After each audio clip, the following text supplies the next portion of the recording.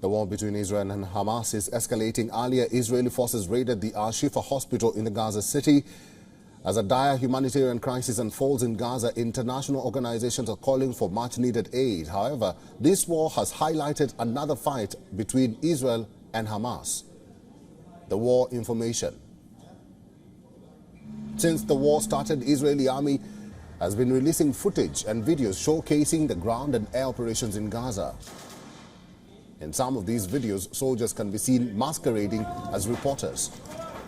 In this video, a soldier alleges that the Rantisi hospital was storing weapons used by Hamas. He further goes on to show a motorbike that was reportedly used to transport hostages. This is the backside of the hospital. Hamas used this hospital. Tonight we have entered into this building. Entering into the area of the hospital, of the basement of the hospital. I want you to understand, this kind of gear is a gear for a major fight. In this video, Israeli army showed soldiers finding weapons inside Hamas's buildings in Gaza. On social media platform X, IDF claimed the building was the Hamas police headquarters. At the same time, IDF has allowed various foreign journalists to tag along. Of course, these journalists have been allowed under certain conditions.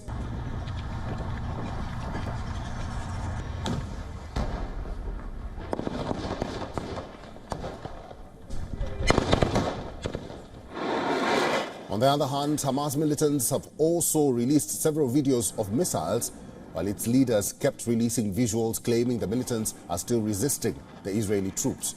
Both sides are trying to win the so-called information war, while Israel has so far succeeded to get the Western leaders, especially US, on their side. In the eyes of the public jury, the country is losing the battle. Thousands of people across the world, including Western nations, have taken to the streets to condemn the ongoing Israeli operations in Gaza. The calls for a ceasefire are also growing loud with each passing day.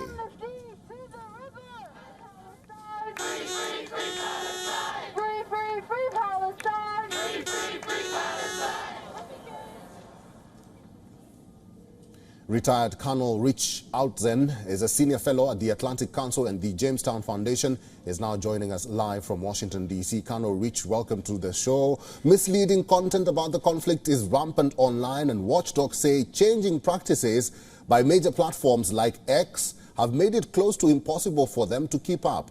How does the world handle this, or even sift through propaganda and the digital fog of war? Well, it's good to be with you. Of course, this is not an entirely new problem, although it's, I guess, in historical times recent. You know, we'd have to go back to, say, the first Gulf War of 1990 and 91 to look at a media environment of 24/7 coverage in which both sides, in 1990-91, it was Saddam Hussein's Iraq, and then the United States, putting out a constant stream of images and of storylines to influence people's perception in the target countries involved and in the third countries as well globally. And what's different this time is that we've seen this proliferation of messengers, right? There are so many people.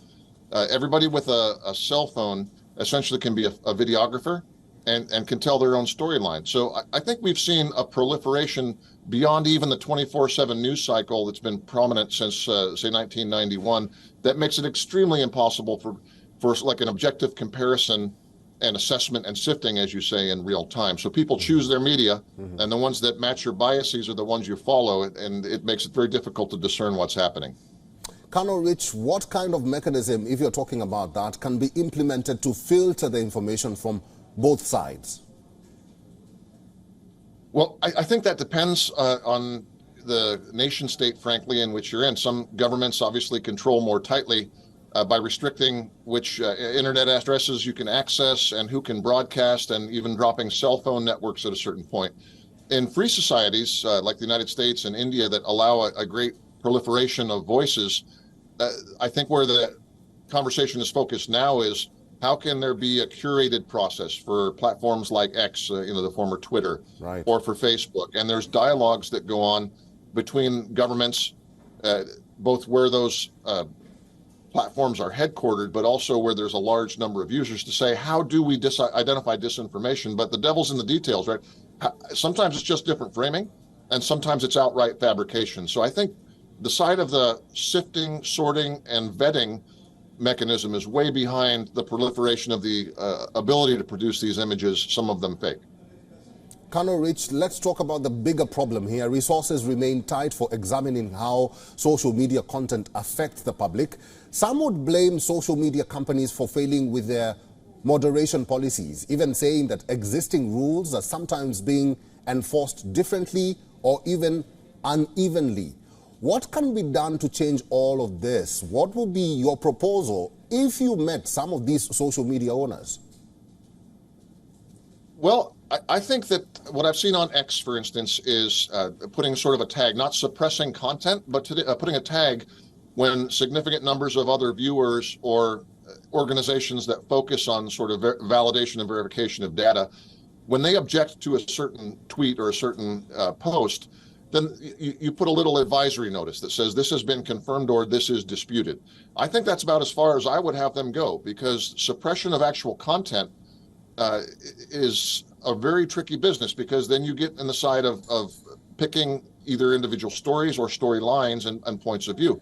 So look, the anti-Israel folks would like to have you say anything that comes from the government of Israel should be tagged or suppressed. And similarly, anti-Hamas people would say that content shouldn't be allowed at all. But I don't think that we can have the media platforms in the business of suppressing content per se. I think flagging when it's disputed is about as far as they should go. But I think the advice I would give to social media owners and operators would be, you have to man and resource that operation so that in real time you can keep up with the content. It's a massive task. All right, I've been talking to Senior Fellow at the Atlantic Council and the Jamestown Foundation, retired Colonel Rich Aldzin. Thank you very much for talking to us today. Good to be with you. Thank you. WION is now available in your country. Download the app now and get all the news on the move.